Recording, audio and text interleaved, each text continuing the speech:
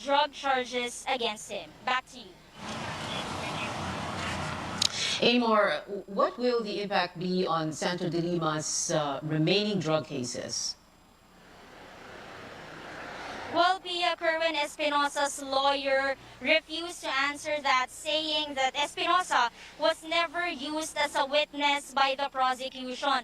But for the camp of Senator De Lima, his lawyer, attorney Filibon Tacardon, said it only proves that the Duterte administration fabricated the testimonies against De Lima, and the De Lima camp is also hoping other witnesses will tell the truth and name those who coerced them to testify against the senator. Of course, Malacanang has been saying that the justice system works and there's evidence against Lima. That's why she was incarcerated. Pia?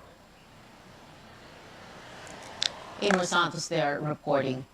In the end, the truth will still come out. These are words from Senator Laila De Lima's lawyer reacting to this major development. Attorney Filibon Tacardon saying Kerwin Espinosa's affidavit, quote, only proves the length the current administration has gone to fabricate testimonies and evidence against the senator. Tacardon also hopes other witnesses will come forward and confess how they were pushed into making false testimonies and naming those who actively participated in coercing them. For vice presidential candidate Senator Kiko Pangilinan, he says it is high time to set De Lima free, especially after Espinosa backtracked on his allegations. De Lima has been detained since 2017. He is seeking re-election under the Robredo Pangilinan slate. 2 months before he steps down from office, President Duterte admits he was wrong to believe he could end the illegal drug trade in 3 to 6 months. This is one of his campaign promises. Acting presidential spokesperson Martin Andanara says Mr. Duterte did not know the depth and complexity of the drug problem when he ran in 2016. Here's the president in his own words. It was campaign time. Kayabangan naman yung kampanya. Pagdating ko sa Maynila, dala ko yung chief of police ko, yung si Bato. Yung binuksan na yung records. Paano ako 6 generals of the PNP were playing with drugs. Sabi ko, paano tayo mabubuhay nito? Ang police, imbes magtrabaho, nabibigyan rin. So it corrupts it destroys the fabric of society. Over time, The chief executive urged rebels engaged in drug trafficking to back down.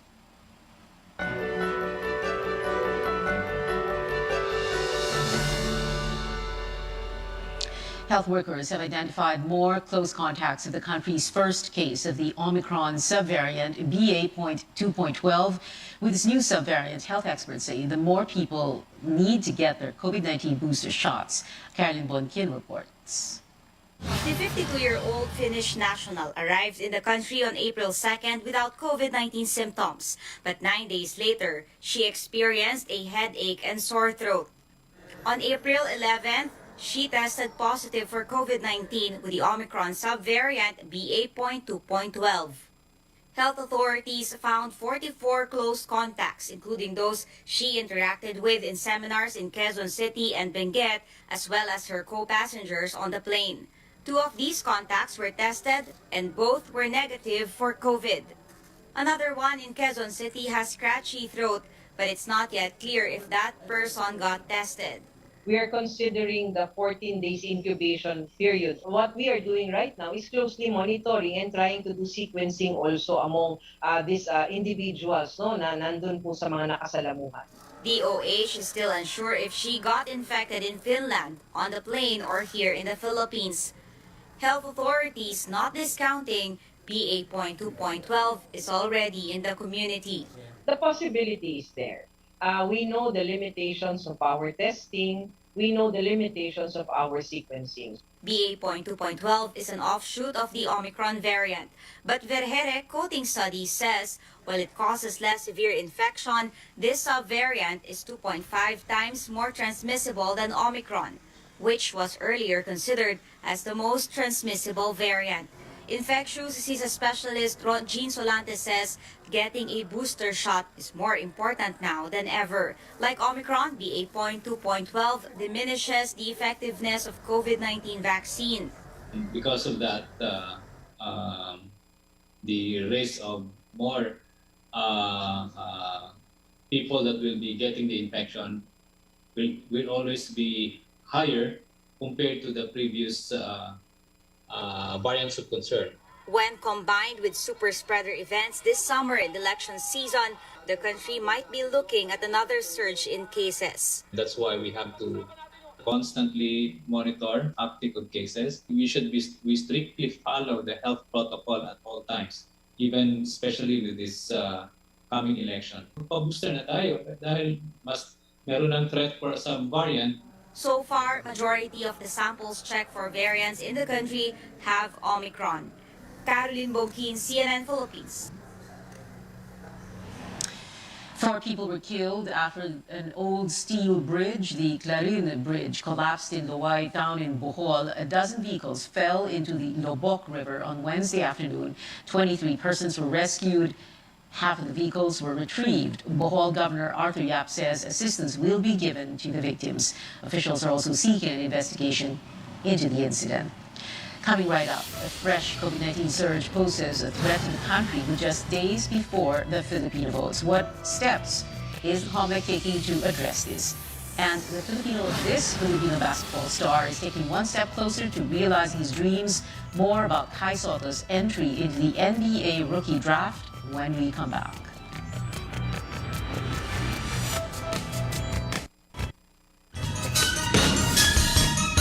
What makes a nation grow? Every day we see them. San The Miguel providers, Corporation. the Bisag traders, unsang industriya ang sudlan niini, tinguha sa SMC ang pag-uswag o paglambo sa mga Pilipino. Karon, gikan sa SMC, aniya na ang SMC Davao Cement. SMC Davao Cement. Gama sa Davao, para sa Mindanao. SMC Davao Cement. Ato ni Bay.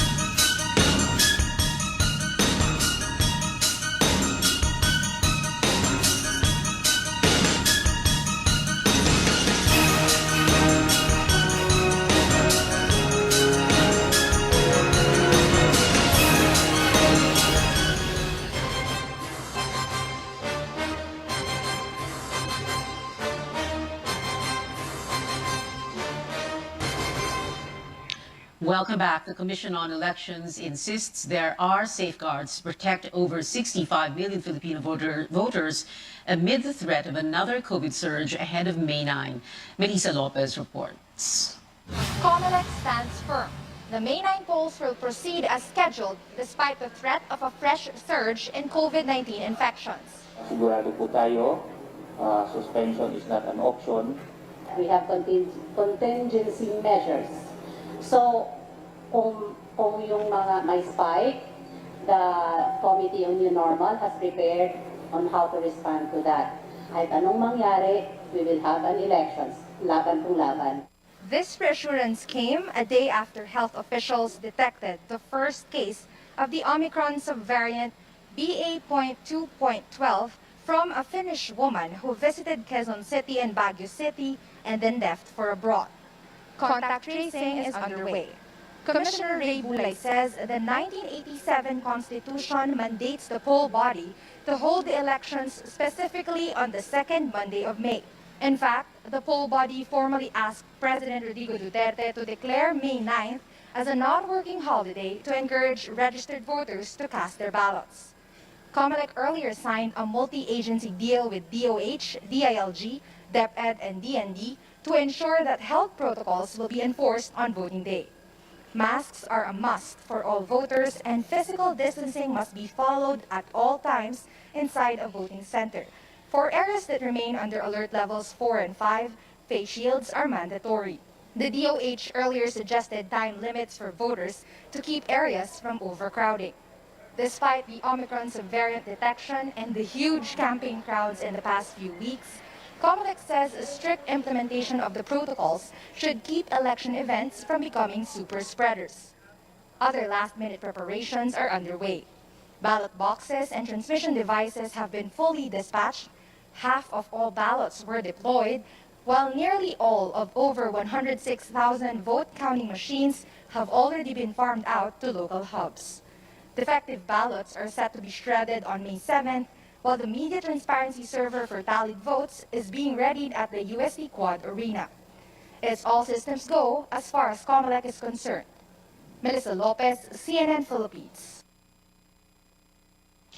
Former Senator Bongbong Marcos is not participating in COMELEC's presidential panel interview. His spokesperson, Vic Rodriguez, says Marcos chose to visit supporters and attend to prior commitments instead of taking part in the COMELEC event scheduled for Sunday, May 1st. Marcos skipped the two COMELEC presidential debates. On the other hand, Manila Mayor Isko Moreno says he is open to attending the panel interview if his schedule permits. Bakit hindi? Ang ano naman natin dyan, kung yung mga commitment, katulad ng nasabi kanina na marami pa tayong probinsyang babalikan at pupuntahan at munisipyo. But if the schedule will allow, yes, of course, I'll be happy to join. Nag-a-apply ako sa trabaho. Ang nag-a-apply sa trabaho, hindi naman namimili kung paano siya i-interviewin ng kanyang future employer. COMELEC was supposed to hold its presidential and vice presidential town hall debates this weekend, but canceled them because of conflicting schedules of candidates.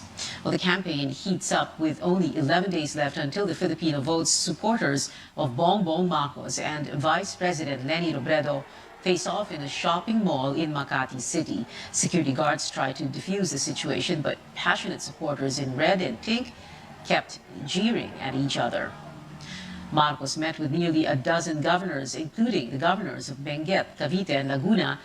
His campaign says they discussed efforts to protect votes. Isko Moreno, who is in the city of Bacolod, brushes off charges filed against him in connection with the sale of the Divisoria Public Market in Manila.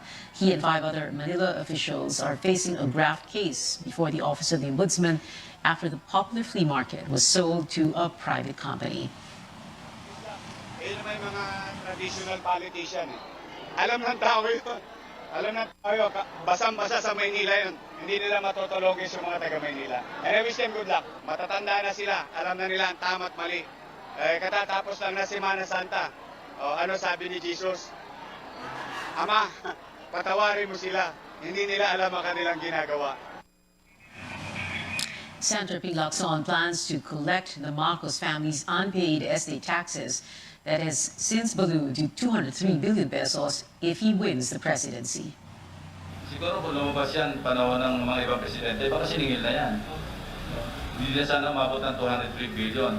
So that should be collected because that should be government's funds, dahil tax collection yan. Senator Manny Pacquiao wants to appoint businessman Mimo Osmeña as finance secretary if he wins. Osmeña is the president of MRC Allied Industries. He's also the son of former Cebu Governor Lito Osmeña. Pacquiao earlier said his campaign manager, mining magnate Buddy Zamora, will lead his economic team. The retired boxer is campaigning in Leyte, home province of former First Lady Imelda Marcos, the mother of his rival, Bongbong. Well, how is Isko Moreno coping day-to-day in his campaign? What has he learned so far? And was running for president worth it despite being a shoo-in for re-election as Manila mayor? CNN Philippines spoke to Moreno in private as part of its exclusive one-on-one series with presidential candidates. Paulo Barcelon with the highlights.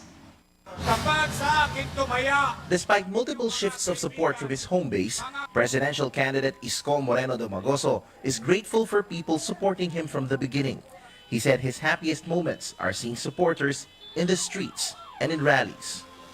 Ang nakakatuwa lang sa kabilang banda, whether umuulan or kasagsagan ng araw, people are going out of their houses when we're in their area. But this 47-year-old candidate recognizes how hard campaigning can be. He's conquering fear of heights in instances where he flies to reach remote areas. He says he only gets a maximum of 3 to 4 hours of sleep a day. And despite his family going all out in support of him, it's their company of his wife Daini and his children Patrick, Frances, Joaquin, Franco, and Drake that he longs for the most. Parang cabinet na lang yung bahay. There you go, then repeal yung maliit na maleta, kasi 2 days ka rito, 3 days ka doon. In a one-on-one interview, Moreno was asked about his campaign funds that sparked controversy when he admitted keeping 50 million pesos worth of excess campaign donations in the 2016 elections. At this time, feeling ko walang excess fund. Ay, mukha. If and there is no law, at may sumobra, babayad ako ng buwis. Like what you did the last Of time? course. All right. If elected, he promises to emulate his personality as a Manila mayor by working round the clock. He says a Domagoso administration will be politically colorblind in making appointments, and that he will also have a slot for 2 of his closest allies. Doc Willie is Okay, give me two more. Basta, yung 2 more kasi nando sa kabilang dako. I don't want to create animosities within their group. But I do believe in that guy. Saka yung babae na yun. Polito Banaya, where would you put him? Oh, he'll be in Malacanang, definitely. As Closer to me. I need wise Executive people. Secretary, ganon? It can be, but it's closer to me. For the final question, Domagoso had to answer if his decision to run for the presidency was worth it. At least ngayon, masasabi ko sa'yo, I had a very good decision in running. Tama pala na tumakbo ako ng pagka-presidente.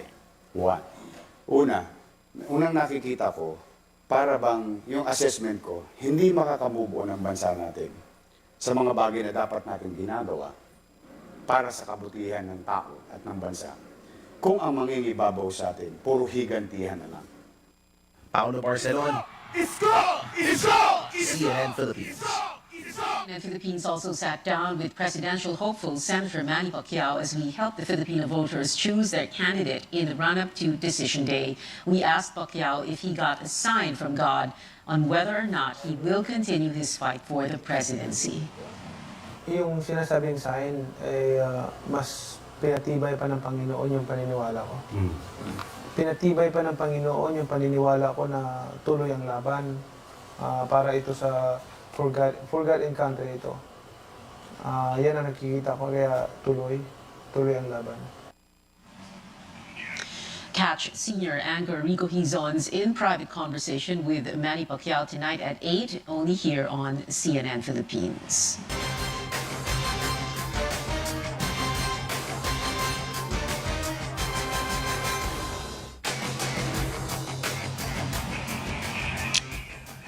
Imagine driving without having to pay mind to rising fuel prices. This perk, as well as the environmental benefits, has driven the government to encourage using electric cars. Our senior correspondent Lois Calderon reports a large company also stepped up to support the e-vehicle shift. Gas remains expensive, and it's giving the auto industry and motorists a solid reason to go green. Big names like SM Malls are jumping on the clean energy bandwagon. The property giant built charging stations for e-vehicles for free. We all know that, gasoline prices have shoot up, no? So this is very timely. It takes 8 hours to fully charge an e-vehicle at the mall's parking lot. That's a lot of electricity, but the mall giant is relying less and less on power from the grid and wants to source half of its energy needs from renewables by year-end. SM's bonus: the mall gets more foot traffic. You don't have to even wait at the parking lot, no? So they could just go out dine, shop, watch a movie. Electric vehicles are nice to have and are ideal. But they are not cheap if manufacturers cannot produce in volumes that cut production costs. To date, there's just a little over 12,000 electric vehicles on Philippine roads. They're not even cars, but you see them in places like Boracay Island, which bans other diesel-powered public transport. E-jeepney, e-tricycle, so meron na tayong ganoon. Pero yung kotse, kailangan pa natin ng manufacturers. And para mangyari yon, kailangan ma-encourage mo muna na maraming users. The shift to clean vehicles, however, could gain momentum, and government peddles incentives to get there. The roadmap that charts where the electric vehicle industry should go is ready after President Duterte let a bill lapse into law this week. Sinama natin siya sa CREATE, yung Strategic Investment Priorities Plan, na entitled sa mga tax incentives, no? At saka lower income tax rate. Tapos, we're thinking of giving more incentives yung hindi nagamit sa CARS program. Mag-allocate tayo para masuportahan din yung local manufacturing ng electric vehicle. Trade Secretary Ramon Lopez was referring to an ambitious program laid down by the Aquino government to boost local car production in a way where local part suppliers are not left out. Only Toyota and Mitsubishi qualified for those tax breaks on the condition that the two big brands can make 600,000 cars within 6 years. And they have yet to meet the target. Lois Calderon, CNN, Philippines. Stories ahead, including the latest in the basketball world. One of our Davao Bayans has declared for the NBA rookie draft. Details when we return on Newsnight.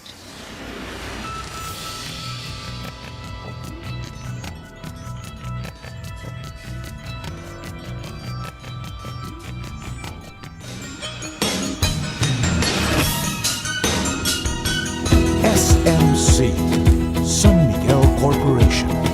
Bisag unsang industriya ang sudlan niini, tinguha sa SMC ang pag-uswag o paglambo sa mga Pilipino. Karon, gikan sa SMC, aniya na ang SMC Davao Cement. SMC Davao Cement, gama sa Davao para sa Mindanao. SMC Davao Cement, ato ni Bay.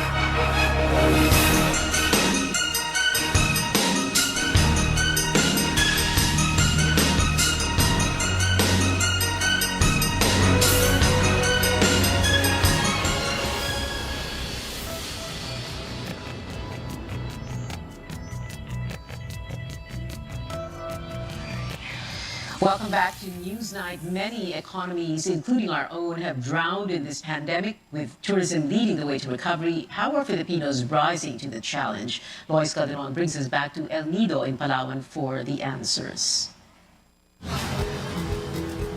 El Nido Resort in Miniloc Island recycles wastewater for use in flushing toilets. When the coral garden near the shoreline becomes infested with starfish known as the crown of thorns, the resort's in-house biologists ask locals to help clear the infestation without chemicals. We have been extracting the predators over long periods of years, okay, in such unhealthy numbers, now we have this predicament where crown of thorns starfish could infest a reef and annihilate, huge areas of coral reef. Behind any successful sustainability programs are the locals themselves, but advocates rally support for tourists like you and me. Simple gestures like not feeding the fish with bread, not using single-use plastic water bottles, and not collecting seashells could have an impact that benefits not only this generation. El Nido gets high praises from the World Travel and Tourism Council, which released a set of global criteria for measuring how hotels and resorts save water, what chemicals are used for linens, and how they reduce carbon emissions, plastic, and other waste. They might already be ahead of the game, but the point here is not about the hotels that are ahead of the game, though they're already on that journey. Travel data analytics firm Forward Keys says the Philippines and Singapore are early winners, emerging from a pandemic-driven drought, while rivals like Thailand, Indonesia, and Japan have yet to fully open. With the influx of tourists, it's inevitable that mom-and-pop hotels and resorts, the SMEs, jump on the sustainability bandwagon. El Nido could be that local model for a sustainable blue economy. I'm feeling great. I'm thinking of starting to work from here, more fun in the Philippines. Lois Calderon, CNN, Philippines. In sports, Kai Soto is ready to take his talents to the NBA. The athlete has declared for the 2022 rookie draft, fresh from his stint at the Australian National Basketball League. Soto thanked his team, the Adelaide 36ers. Now here at home, the UAAP Final Four cast slowly taking shape. The NU Bulldogs keep their semi-final hopes alive, beating the still winless UE Red Warriors 100-81 today.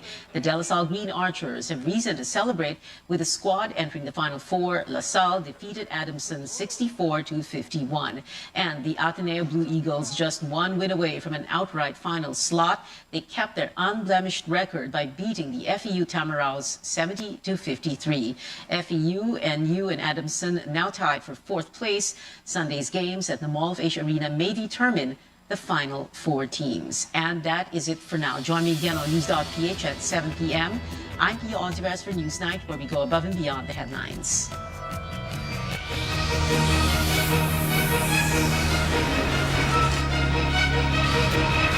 This program is brought to you by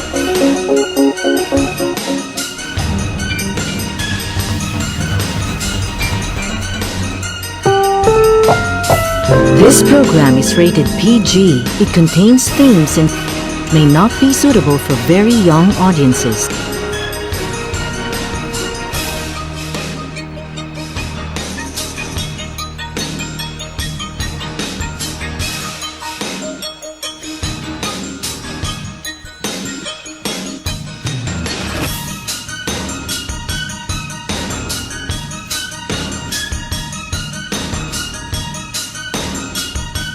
The latest Lilo survey for March puts Bongbong Marcos way ahead of the pack with 61% voter preference.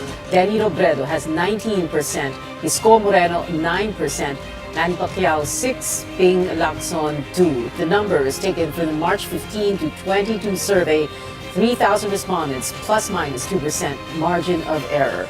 Robredo showed up at debates and colored so many areas all over pink with upbeat rallies, picking up a few endorsements here and there. Moreno hanging in there, believing he still has a fighting chance. Pacquiao saying on Monday only God can instruct him to withdraw from the race. And Lacson, orphaned by a major Mindanao politician, choosing to resign from his own party, announcing a change in his campaign tagline. And Marcos, well, what else is there to say? Consistent survey frontrunner. Debate skipper with a few exceptions, and just today, an endorsement from the Nacionalista Party. Manny Villar, father of one of his senatorial candidates. The juggernaut Marcos Duterte tandem looks so formidable. What else is there to do for those who want to defeat them? A vice presidential candidate suggested a last-ditch effort. We should start talking. Nobody among us can defeat Sara among the VPs. And nobody among the presidential candidate can defeat Bongbong Marcos. If we do not start talking now, and come up with a single slate, a single tandem para one-on-one to defeat Marcos and Sara Duterte. Sino ba yung third most powerful person now? Kahit naman tingnan nyo dun sa survey, I don't mind supporting Senator Soto, no? And I don't mind supporting Lenny Robredo, if that is the case. Will that be enough 40 or so days before the Filipino votes?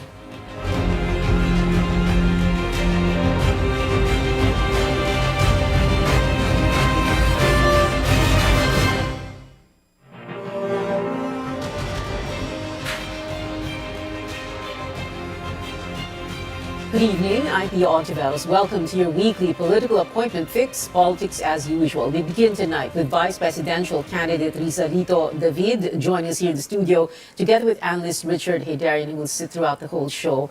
So Lito, David, that proposal of yours, when you said that a few weeks ago, had you already spoken to anyone before you opened your mouth at the debate venue? Actually, hindi. Pero yung sinabi ko nung Sunday, may nauna na akong press conference na ginawa noon eh. Pero hindi pinikap masyado yung proposal na yon. Iba yung inilabas na material, no? But nung ano At kasi... iba yung effect nito eh. Oo. Kasi ito ano... Anyway, nung yung footage kanina, that was before I went into the venue, no? So, nung nagdatingan yung ibang kandidato, in-interview na rin sila doon tungkol doon sa proposal ko. So, pagdating namin doon sa loob, kinausap ko naman sila isa-isa eh. With the exception of Kiko. Why with the exception of Kiko? Hindi ko nakita eh. Okay. Pinuntahan ko sa mga cubicle eh. Even si Senator Soto, ganyan, no? Sina Walden, si Manny. Ano sinasabi nila lahat? Well, open naman sila to discuss. Open to discuss these things. Kaya lang, ang problema dyan, hindi lang pwede na kaming mga vice presidents. Dapat talaga yung yung buo, no, kasama yung ulo ng bawat partido.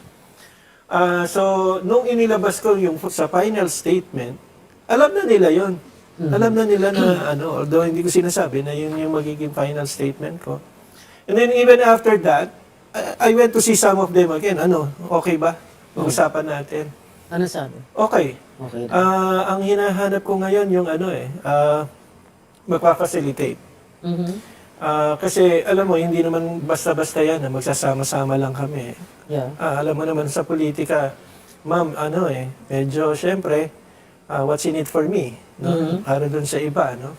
So, yung nitty-gritty nitong Grand Coalition na aking proposal, medyo matagal yung proseso nun. Pero in principle, dapat nag-a-agree na kami ngayon na isa na lang ang kandidato ng for Vice President na non-administration candidates, tsaka isa na lang para sa Presidente for non-administration candidates. So, ang mangyayari yan, in fact, ang sinasabi ko nun, sana yung last na magiging debate ng kandidato na sponsored ng COMELEC, one-on-one na, no? So, kumbaga, Bongbong against who, no? Sara against who. Kung pupunta sila. Hindi, mas maganda kung di sila pumunta. Hindi mo manonog na lang. Okay. They will lose by default, no? Oo. Ang kagandahan nito kasi, wala naman ako sinasabing mag-withdraw yung mga kandidato, eh.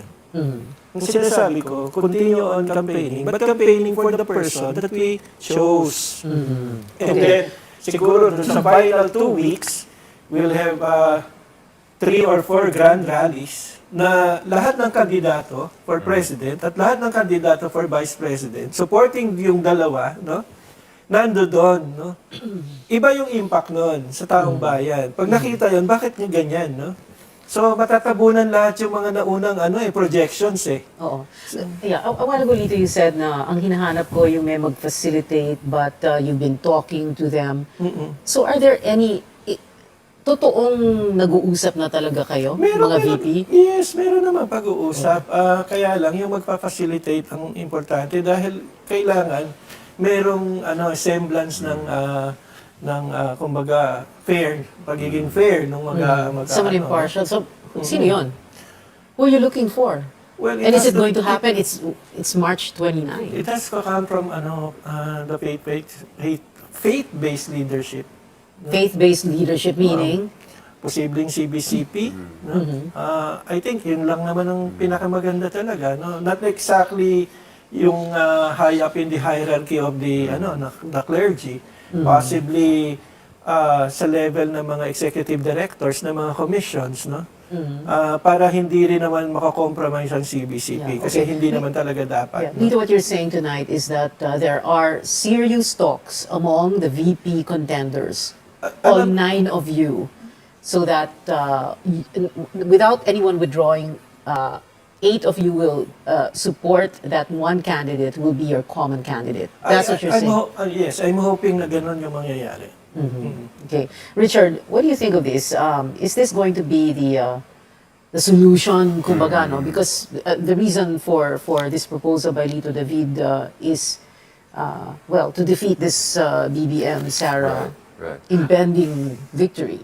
I mean, that's why sinasabi ko dati pa na kailangan natin ng runoff elections, di ba? I mean, that's the whole point of runoff elections. Had countries like Peru or Chile, if they didn't have runoff elections, they would have a radically different leadership right now. It could have been the daughter of former dictator Fujimori. It could have been a pro-Pinochet guy.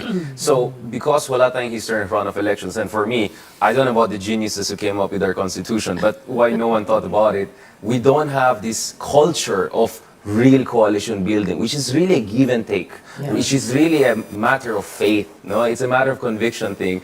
Good luck getting that in the middle of a game, right? We should have done. Kaya may one sambayan proposal in the past. That's why there were some discussions between the Isko camp and Pacquiao camp and Lenny camp, etc.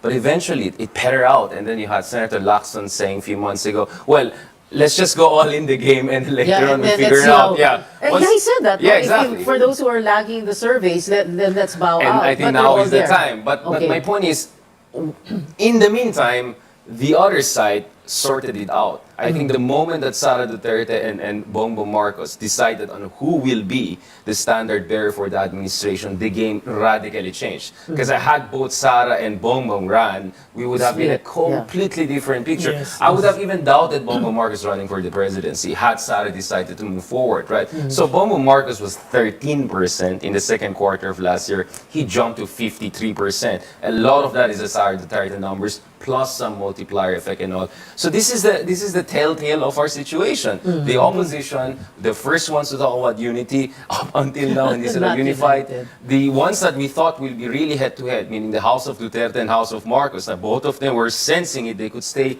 in the game. Eventually, they had the middle persons, whether it's President Arroyo, whether it's the Romualdeses, who worked it out. And now we are seeing it. The chickens are coming home to roost for the opposition. They didn't do their assignments. They're waiting for the last minute, 11th hour. And ito nga rin yung sinasasabihin ko kung ikaw yung voter, nakaka-confuse naman lahat. Kayo nandyan, wala nagbaback out. And ito pang sasabihin ko it's possible na kung magbaback out yung ibang candidates, the numbers actually go to Bongbong Marcos. That with further fit, he could reach 70% even, if you look at his second preference numbers. Oh, and then that is the argument that some of the candidates would use, na parang, paano yung kung mag-back out ako, baka kay That is BBM lang why yung mapunta. you So have that's to why openly endorse the other candidate. Hindi pwedeng mag-back out now. Talaga you have to openly endorse. Kaya agree ako kay Sir David na, I mean, they have to come out and really support. Hindi lang ayaw ko na sa laban na to at mag-walk out na ako. But I mean, for me, there's no such thing as April surprise in the Philippines. It's more like March surprise, right?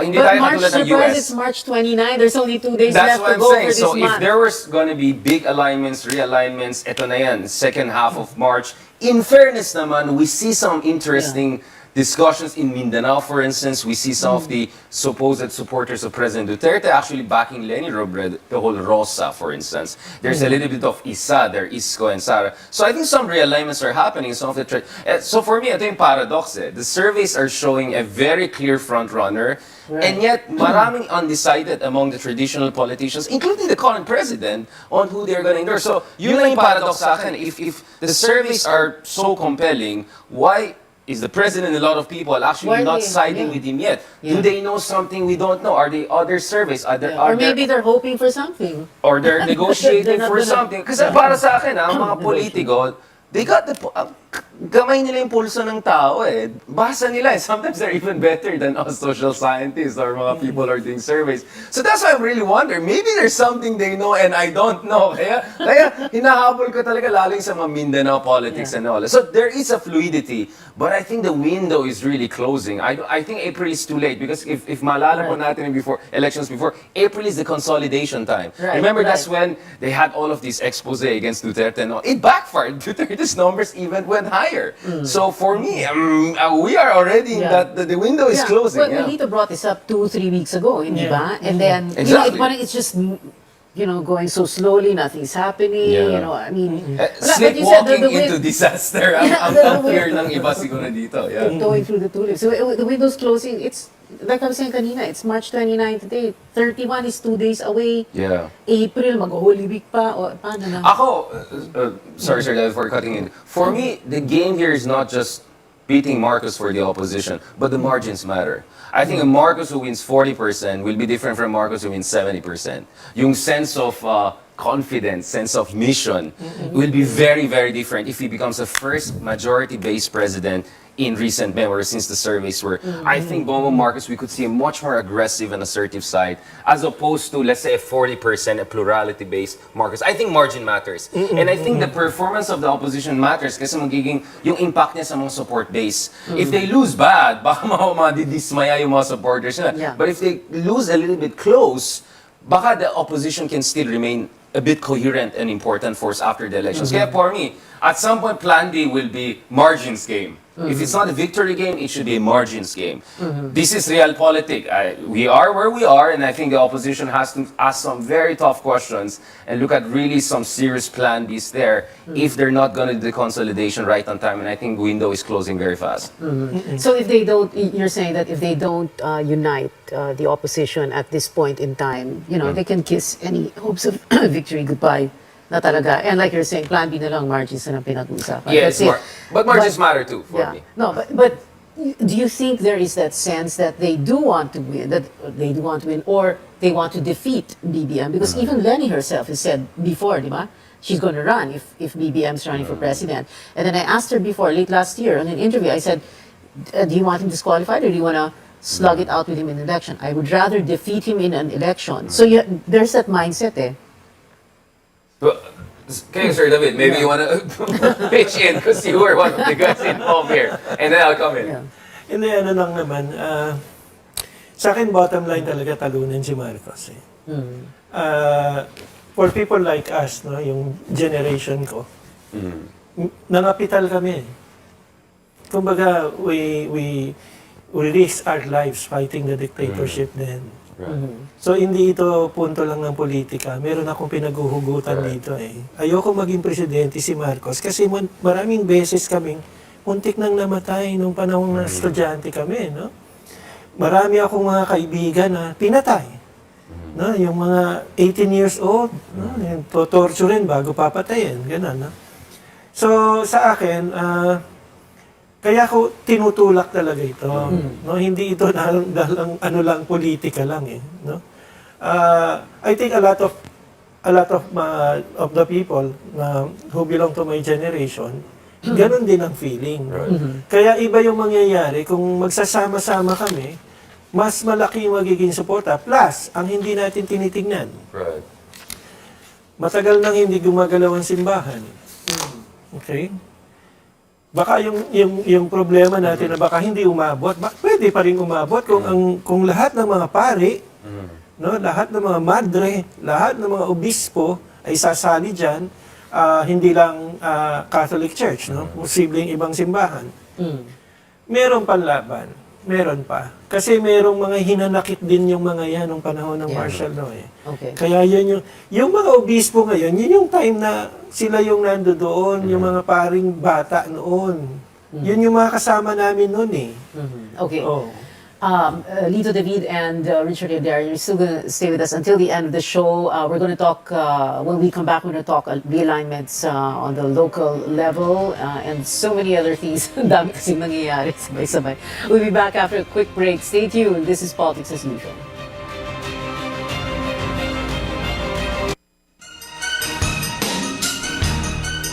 SMC. San Miguel Corporation. Bisag unsang industriya ang sudlan niini, tinguha sa SMC ang pag-uswag o paglambo sa mga Pilipino. Karon, gikan sa SMC, aniya na ang SMC Davao Cement. SMC Davao Cement. Gama sa Davao, para sa Mindanao. SMC Davao Cement. Ato ni Bay.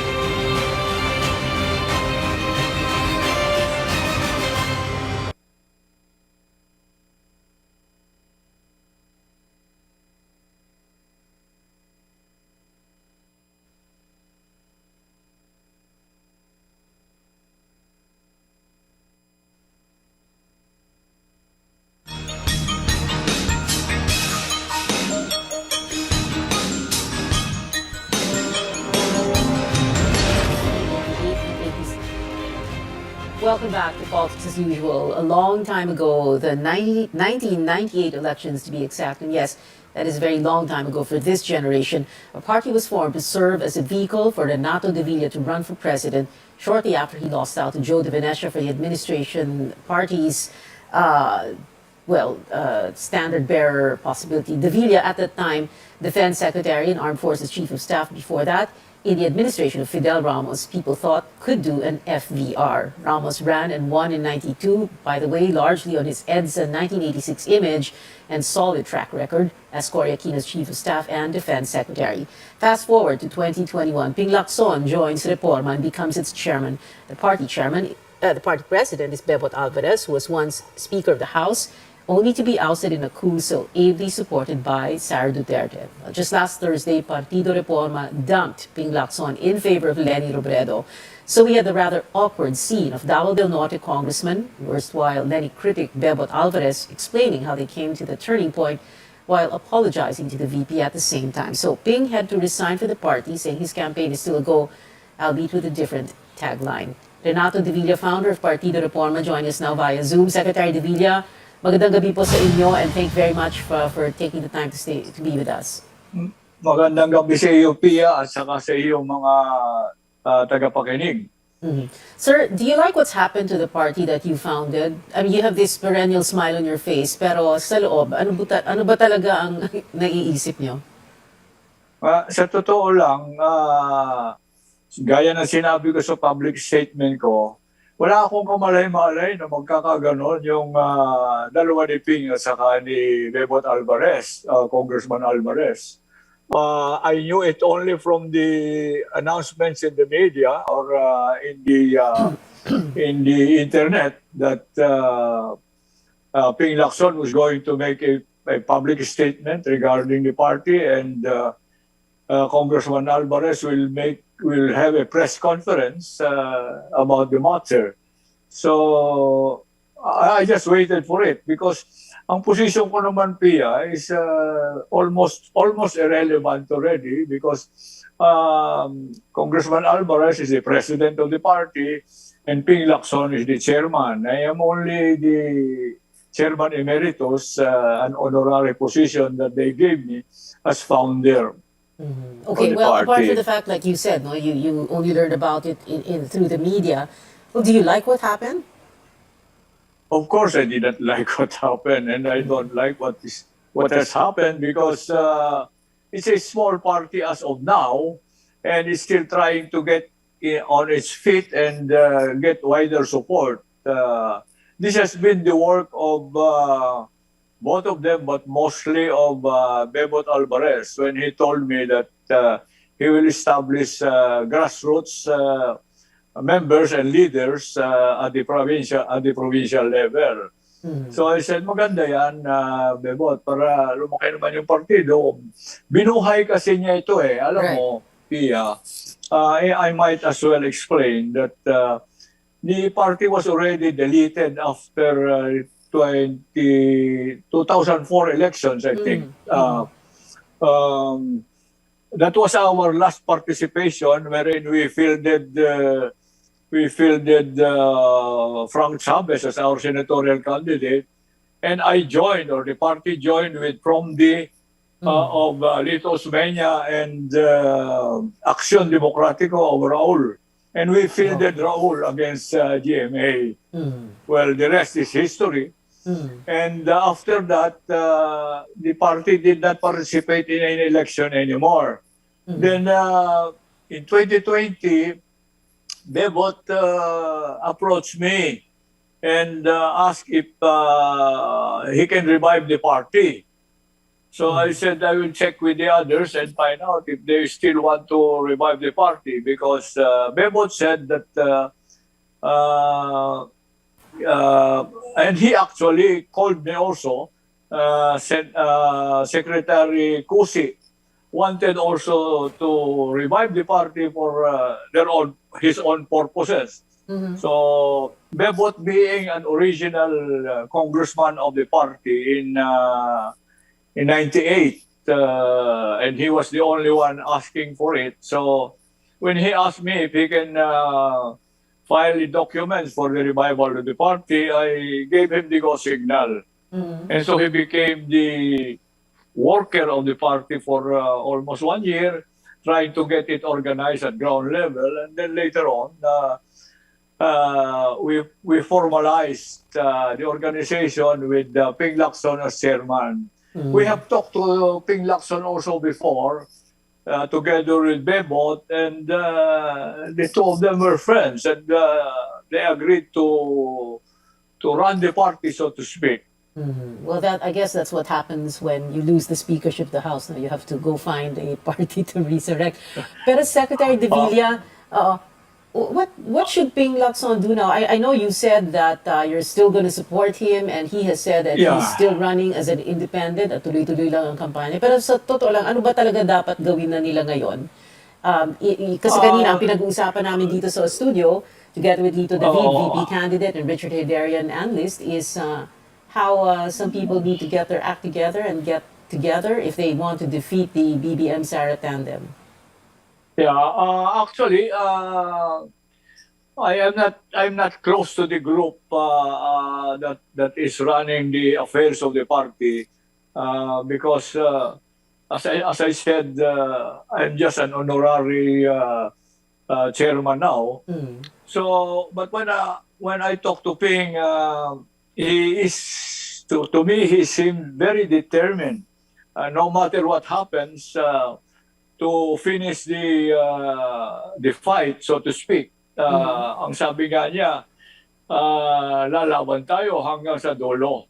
Ngayon, of course, well, you sir, and I know that given the political, the reality is a little difficult for him right now, but he is not inclined to withdraw, nor he is inclined to affiliate with another party, as far as I know. Maybe there are things that I do not know. Well, let me ask the question this way, Secretary De Villa. Kayo po, you are a PMA graduate 1957, si Ping Lacson 1971. Among PMAers, you have this way of talking to each other. And among PMAers, there's this cadet lingo. No? For example, meron kayong sinasabi na take life halimbawa, or you know. So if you were going to, have a one-on-one, a man-to-man talk with Ping Lacson, what would you tell him to do now? If you could tell him what to do. Yeah, go ahead. I will, of course, lay out the way I see the ground right now, and continue to encourage him that we will continue to support him, because there are also many PMAers who are committed to him and are working hard to make him go up in the ladder of the surveys. So there is very little time left, and you and I know that, and that the people seem to be talking only of two sides now. But I think the fight is not over until it is over, so to speak. Talaga, sir, kahit 2% siya sa Lilo survey. No. Yes? 2%. 2%. And he's not moving up. No. But he is, I think he is committed to his followers, and it is difficult.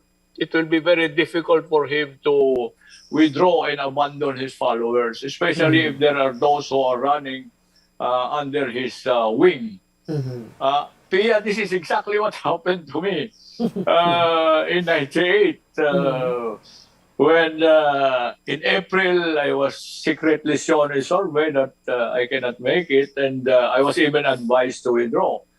But I found myself on the very difficult situation in terms of withdrawing because there are we have in the party then, which was a little bit stronger than now. We had congressional candidates, we have mayors, governors, councilors, and I think if we count all the councilors after the election, I think we have had more than 500 winners down the line. But so far as the higher level of officials are concerned, we had only, I think, 2 or 3 congressmen. Bebot was one of them. And we had no senators. And but kasi Pia, when you are committed to a group of men, especially if these men are known to you very much and who have been with you in the service, and they are working very hard for you, you cannot simply turn your back and say, bahala na kayo. Hindi kami ganun. Kasi kami, lalo na kung nasa battlefield ka, pag binasugatan, hindi mo pwedeng iwan, no matter what. Kaya siguro, baka gano'n na nangyayari kay Ping ngayon. Kaya in the end, si BBM na panalo. I cannot be a predictor of that, Pia. You know me naman. I'm already retired. I'm on the sidelines. Okay. Anyway, Secretary Rene De Villa, sir, you're going to be joining us in the last segment of the show. Di ba pumayag po kayo? So babalik na lang po kayo at the end of the show. Okay? Oh, sige, it's up to you. Sige. Okay, I'll be here. Sige, Secretary Rene De Villa. We're going to a quick break. This is Politics as Usual.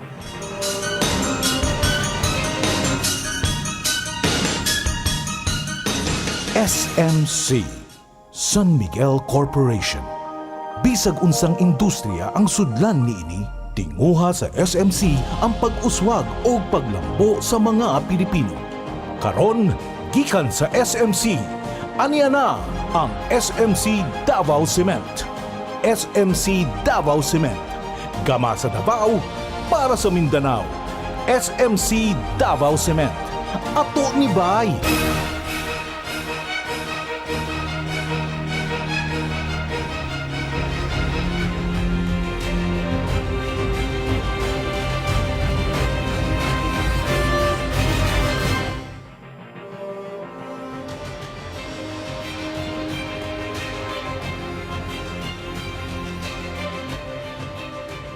Welcome back to Politics as Usual. Lenny Robredo has been picking up some endorsements in the last few weeks. Bebot Alvarez for Davao Norte, as we were talking about earlier. P.D. Barzaga for Cavite. Juliet Yu of Misamis Oriental. And Lawrence Fortun for Agusan Norte. Let's talk significance. Congressman Lawrence Fortun joining us via Zoom. And still here in the studio with us, VP candidate Tito David and Richard A. Darian, the analyst. And Melvin Matibag is here also. So, teka muna, sinong unahin natin? Okay, wait.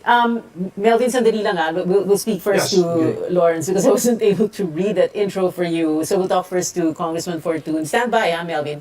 Okay, so Congressman Fortun. So, why Lenny? Well, ako naman, very personal ang basis ko for supporting Lenny. I had observed her up close when we were together in Congress during our first term, when we were nearby representatives of in the House. And I observed very closely Lenny's style of working. She's very, very diligent, napakasipag. She worked from morning to evening. and she knew, no, what she wanted to do while she was representative. And I admire very much her legislations, especially in the areas of people empowerment, no, transparency and accountability in governance, and especially her bills on inclusive, no, and participative governance. So these are very important basis for me, for supporting VP Lenny.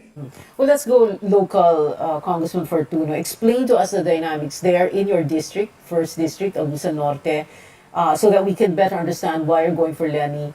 May suporta ba siya dyan sa inyo? Is it, malawak ba ang suporta niya dyan? Or are you all by your lonesome? Well, recent developments on the ground have shown that VP Lenny, in the course of the campaign period, has become a rallying and unifying figure, for people from different sectors and practically from different walks of life, who share a collective aspiration for inclusive and honest and accountable and competent governance. No? She started with not much support from local political leaders, but there's a very strong sense of volunteerism on the part of those supporting her on the basis of her concrete track record and genuine advocacies for accountable and transparent governance. No? Lahat ito nakikita natin sa mga developments. So, talking about unity, I think that the VP Lenny is a kind of candidate who's been able to build unity from the ground up, which makes it even very strong, and stronger than those of the others, because of the foundation upon which that kind of unity rests. And I think this will manifest in the days leading towards the elections. Can you give us a little bit more of an idea, yung mga alignments dyan sa local politics, who are the other politicians who are for the other presidential candidates? Well, yung mga bagong developments, you would see that only in Mindanao, but also in different parts of the country. While there's this recent survey that has been released only now, I would rather want to see the surveys, that the next surveys, that would be more reflective of the impact of more recent developments on the ground. These have been shown by spontaneous and remarkable groundswell that we have seen, not only in the mammoth rallies, but also in the recent declarations of support from local political leaders. And I think all of these will have an impact in the days to come. Yesterday, you have Northern Samar, all mayors, and the governor and the vice governor and the congressman, all declaring support for VP Lenny. But before that, you have Misamis Oriental, the congresswoman Juliet Uy, and 11 mayors, all declaring support for the vice president. And you have about the same day, I think the following day, 15 more mayors from Lanao del Sur declaring support for the vice president. And you have the president of the National Unity Party that was said to have declared support for BBM, but you have the president declaring support for VP Lenny. Now, all of these will have impact. Alam natin na magkakaroon ng malaking impact ng mga to dahil we know that local political leaders have strong following in their respective jurisdictions, and they have well-entrenched machineries that will significantly contribute to the already growing volunteerism-driven and people-backed support and initiatives on the ground. Well, impact, but you have BBM in the Lilo survey, the latest Lilo survey, middle of March, 61%. Lenny is 19%. And then everybody else is like a poor third, fourth, and fifth. Yes, yun nga, ang impact kasi nitong mga to, yung recent declaration support will manifest, malalaman natin yan pagkilos na ng kanilang mga makinarya, pagkilos na ng kanilang mga suporta. These are very recent declarations of support that have been happening almost on a daily basis in the last few days. But of course, the impact of these declarations of support would be seen when the supporters, the following, the machineries, of these political leaders would already work. Yeah, but for can the Lenny campaign. still can Lenny PPLA. still win against BBM if Isko, Manny, and Ping are still running, or well, still in the running? What's that again? Can Lenny Okay, still I win didn't- even if all the others are still running or still in contention? Because earlier we have Lito David here, VP candidate, and I'm sure you're aware that he did make that proposal for VP candidates and the presidential candidates to, for all of them, well, the rest of them to unite against BBM and Sara, and that's why we're going to speak to Melvin Matibag in just a bit, and Richard Herdarian also here. Yun ang pinag-usapan namin kanina. Well, it's going to be a very welcome development, if all the other candidates rally behind a common candidate, and that should be VP Lenny, because she's the one closest to the front runner. But in the event that there's no withdrawals, from the other candidates, I think VP Lenny has just to continue, and this is a marathon. We're still in the middle of the campaign period. And so much has been happening on the ground, and we believe that there will be a continuous snowball from VP Lenny. And I think although there's little time, but I think it's not impossible for VP Lenny to finally make it on the D-Day. Yun nga lang, sabi nga ni Richard Herdarian dito na if anything should happen, it should happen within March, which just it's ending in 2 days. But anyway, standby lang, Congressman Fortun. Let's speak now to Melvin Matibag, because shortly after the PDP Laban Kusi faction endorsed Bongbong Marcos's candidacy, Senator Bongo revealed that President Duterte and the candidate met in Malacanang. Does this mean a presidential endorsement can't be too far behind? So before I ask you about that, Mr. Matibag, let's talk first about that latest Lilo survey. So you have, 61% BBM. Sure winner na ba yan? I think if you look at the 61%, that is something that is difficult to overcome for any candidate. Yeah, unless yung 61 niya, 61 yung kasunod niya si VP Lenny is 19, so it's very far. And probably we look at, if you will drill the survey and look at the hard votes, yung hindi na magbabaging isip, I'm sure mataas din yan, so it's difficult. If we look at the date of the survey, it was done March 15 to 22, and PDP Laban made the announcement of support only on March 22.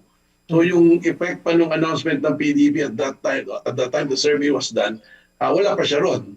So in the next survey, mas tataas pa sigurado yung numbers ni Senator So you have Bongbong nothing to Marcos. worry about, Mr. Matibag, in other words, unless, let's say, what if mag-unite bigla ang opposition? You have VP Lenny, Isko, Manny, Ping, what if biglang magsama-sama sila, kahit hindi sila mag-withdraw ng candidacy, endorse lang nila yung isa sa kanila? Are you going to worry then, or it won't matter to you? There will be an effect, but I don't think that will be enough to steal the election from Senator Bongbong Marcos. After ng endorsement ng PDP, sumunod na yung Nationalista Party, also party na malaki yung base nila. And PDP Laban have a strong ground support.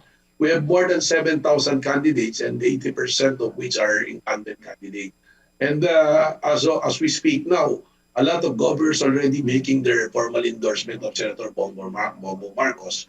Si Governor Dax Kua kanina nagsalita na, nag-send ng message sa press conference namin that the province of Quirino is committed to Senator Bongbong Marcos.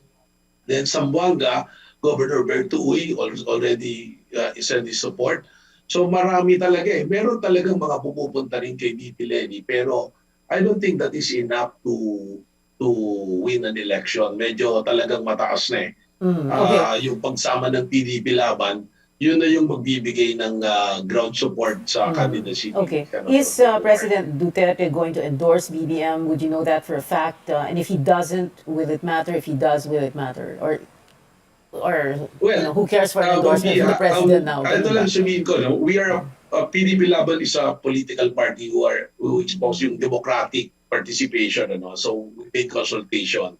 And yung ginawa namin na pag-endorso kay Senator Bongbong Marcos, alam ng lahat ng PDP Laban yan. So, ibig sabihin, merong mga hindi pumayag. Pero at the end of the day, yung majority yung sinusunod dyan. And we are very happy na yun talaga yung ginagawa ng mga local candidates natin. Well, speaking of President Duterte, I'd rather leave it to him na siya yung magsabi kung mag-i-endorse siya. Of course, we are hoping na openly samahan niya yung endorsement ng PDP Laban. But let me say it again, that whatever the party's decision, lahat yan ay pinapaalam sa lahat ng miyembro ng PDP. Dalawang malaking issue laban sa inyong kandidato. Number one, itong estate taxes, unpaid estate taxes. And number two, itong, yung sinasabi nila, no, the party, quote unquote, the party that was formed to fight against a dictator, now endorsing his son. You don't care, right, about those issues. It doesn't matter because, well, the survey show you number one ang kandidato niyo. First, the issue of PDP Laban. Well, hindi naman yata din exacto when you say that PDP Laban is formed to fight the dictator. Because if that is only the purpose, sabi nga dyan, Pangsos officials, tapos na yun dahil wala naman tayong dictator na nilalabanan ngayon eh. And in fact, in 2016, PDP Laban supported PRRD. And alam naman nila si PRRD is very dependent. Si PRRD is 3-generation PDP Laban yan. So sila talaga isa sa original yan. Meron pong mga principles sa PDP Laban na sinusunod at hindi naman lang yung sasabihin labanan yung dictator. Okay. In other words, you moved on. Magandang tingnan ngayon, you are fighting the Marcoses at that time, pero ngayon, you see the Marcoses embracing what PDP Laban is fighting for, kung ano yung mga pinaglalaban. So, hindi naman po kasi pag-aari ng isang pamilya o ng isang tao ang PDP Laban. Ang PDP Laban is a party who is democratic. Meron pong decision-making yan, and that is ruled by the majority. And yan po yung ginagawa namin. Alright. So the issue po of excise tax, wala yan. I know na ang excise, yung issue ng excise tax is still pending with the court. So wala po pong finality yan. And even if there's a finality, ang liability po ng estate tax is not addressed to the individual or the administrator. The estate tax is the responsibility of the estate. Ibang tinignan niyo po yung batas yun, meron pong separate legal personality bawat isa dyan. So I'd rather give it to the authority, to the court, how they will decide on it. And not to mention na more than 10 years na po yan. I don't know if prescription already set in. But isn't BBM the co-administrator, the estate of his father? Well, ang sinasabi ko nga po, ang estate tax, ang liability po ng estate tax belongs to the estate. So, not to mention that the case is still pending with the court. And sabi ko nga, sa batas po, meron po mga tinatawag na prescriptive period dyan eh. So, if it's over 10 years, I think that is a question of law that I'd rather leave it to the expert, to the authority, and that is the court to decide on. But BBM is co-administrator of his father's estate, correct? Well, on the record, kung yung po yung lumalabas yung estate po na yan is kung siya ay co-administrator, it doesn't necessarily follow that the administrator is the one liable. And if there's a court order which is final, that's the time that you execute it. But from what I know, the case is still pending in the court, so I'd rather leave it to the court kung ano po yung decision. Alright. Mr. Melvin Matibag of PDP Laban and Kong Lawrence Fortun, I hope you can stay to the end of the show. You're still going to be joining us via Zoom to end the show. More from our guests when we return. This is Politics as Usual.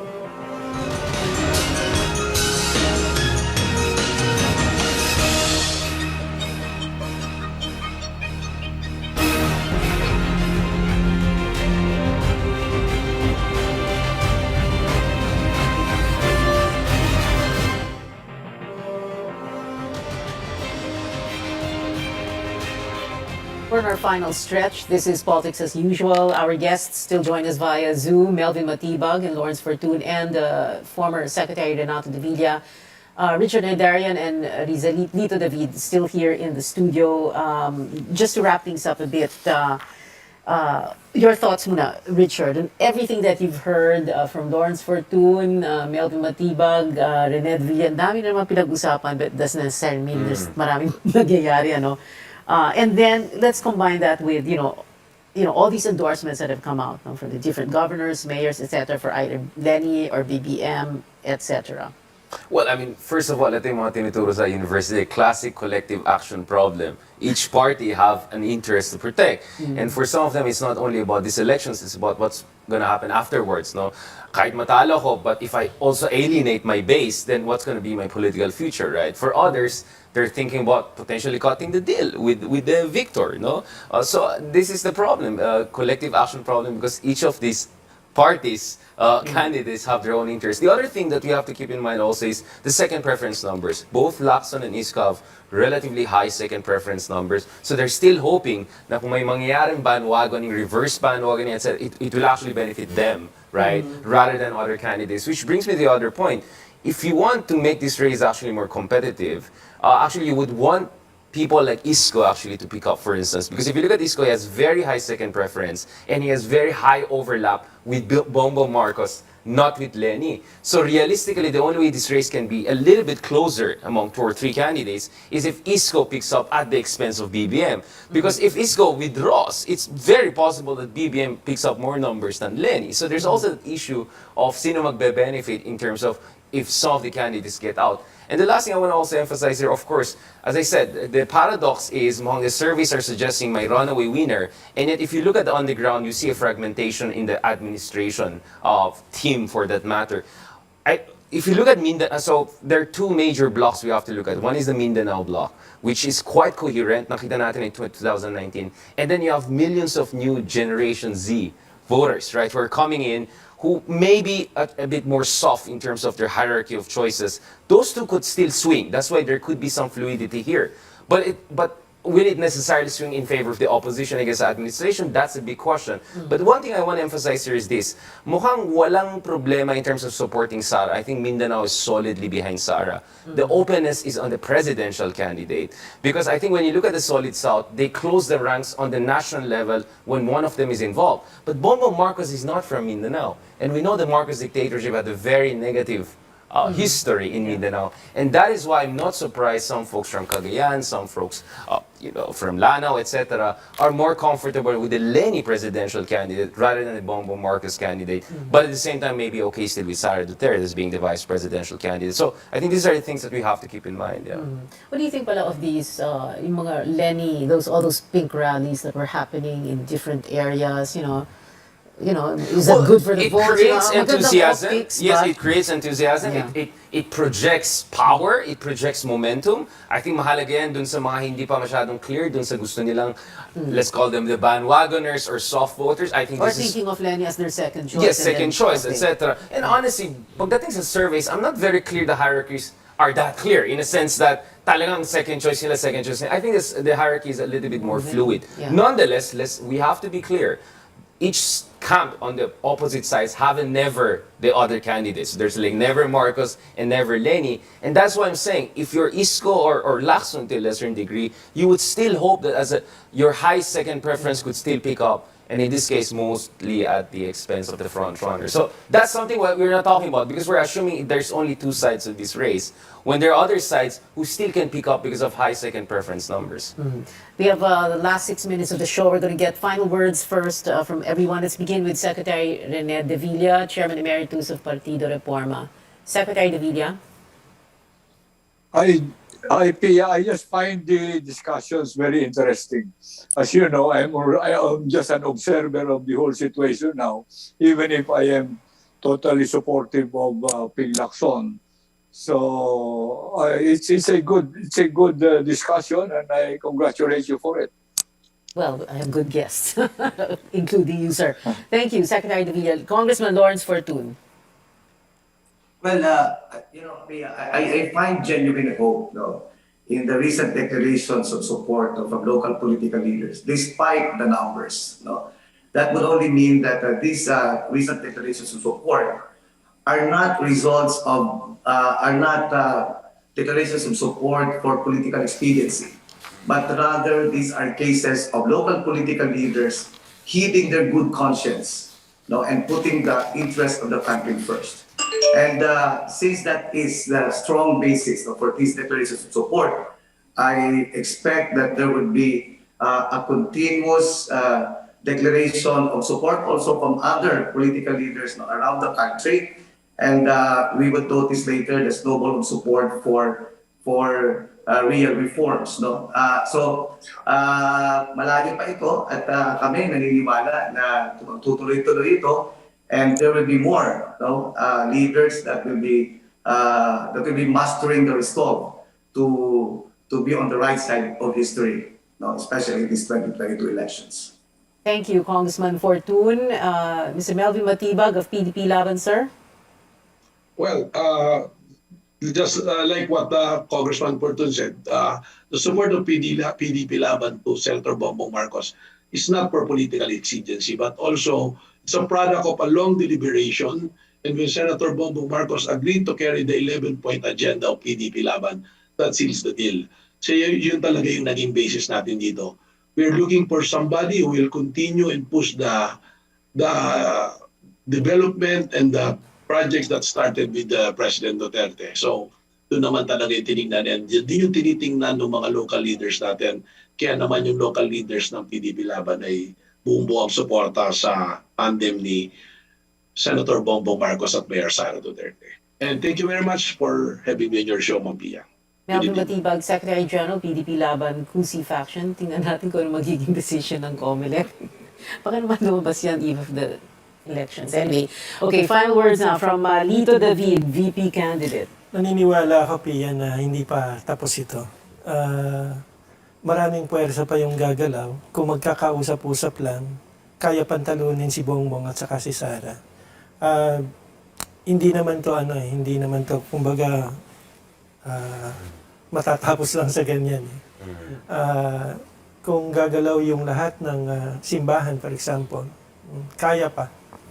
Yun yung aking hope. Kaya nga, mas maaga ko nang sinabi yung proposal, hindi na ako nagpatumpik-tumpik pa. Kasi kung April ko pa sasabihin yan, totally wala na. Inagahan ko na nga kasi nakita ko na yung numero So, importante na pag-aralan maigi at mag-usap-usap na tayong lahat. Let's do the noble act. The noble act, a selfless act. Di ba, meron pa naman kayong 2 araw sa Marso. Pwede pa naman ng April. That's true. Okay, now I want to reconsider what I said. I mean, mamaya mababash na naman ako sa daling sa tapos ng laban. No, let me put it this way, no? Hindi po matapos ang ating politika at demokrasya by the ballot box later this year. There'll still be democratic struggle. There'll still be politics. Kaya mahalaga what we're gonna do during these elections until the very last moment. Because you want to set a good precedence for the next elections, for the next chapter of democratic struggle in the country. Kaya nga, in that sense, hindi tapos ang laban and I don't think it will ever end in that sense. So I think that's the other thing that I want to emphasize here. That's why it's not only about winning and losing, it's about how you fight the good fight and what precedence you set for the next generation. And as a millennial, down the road, we hope there'll be a next generation of leaders down the road. We're watching what our the adults in the room are doing, right? Para you set a good precedent. I'm trying to be politically correct. How can I put it? The adults in the room, right?